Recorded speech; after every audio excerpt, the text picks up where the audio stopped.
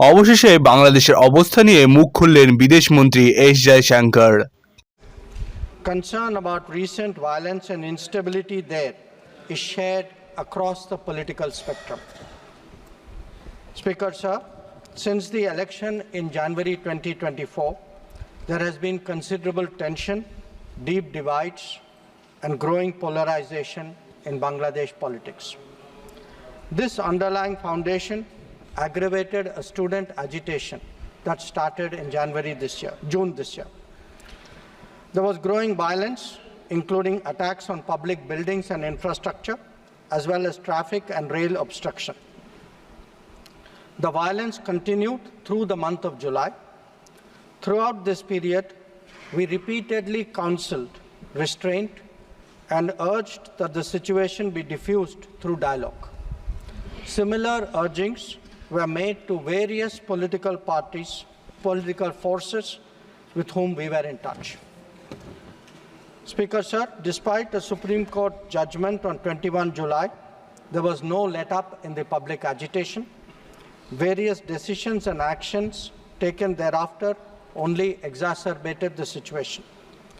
The agitation at this stage coalesced around a one-point agenda, that is that Prime Minister Sheikh Hasina should step down. On 4th August, events took a very serious turn. Attacks on police, including police stations, and government installations intensified even as overall levels of violence greatly escalated. Properties of individuals associated with the regime were torched across the country. What was particularly worrying was that minorities, their businesses, and temples also came under attack at multiple locations. The full extent of this is still not clear. Speaker, sir, on 5th August, demonstrators converged in Dhaka despite the curfew. Our understanding is that after a meeting with leaders of the security establishment, Prime Minister Sheikh Hasina apparently decided to resign. At very short notice, she requested approval to come for the moment to India. We simultaneously received a request for flight clearance from the Bangladesh authorities. She arrived yesterday evening in Delhi.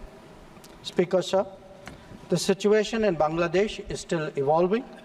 The Army Chief, General Waqaruzzaman, addressed the nation on 5th August. He spoke about assuming responsibility and constituting an interim government. We are in close and continuous touch with the Indian community in Bangladesh through our diplomatic missions. There are an estimated 19,000 Indian nationals who usually live there, of which about 9,000 are students. The bulk of the students, however, have already returned to India in the month of July on the advice of the High Commission. In terms of our diplomatic presence, in addition to the High Commission in Dhaka, we have assistant High Commissions in Chittagong, Rajshahi, Khulna, and Sylhet. It is our expectation that the host government will provide the required security protection for these establishments. We look forward to their normal functioning once the situation stabilizes. Speaker, sir, we are also monitoring the situation with regard to the status of minorities.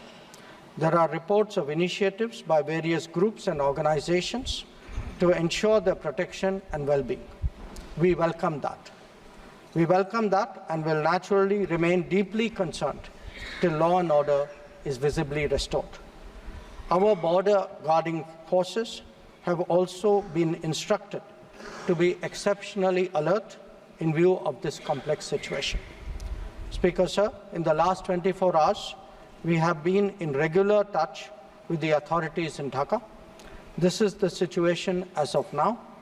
I seek the understanding and support of the House in regard to sensitive issues regarding an important neighbor on which there has always been strong national consensus. Thank you.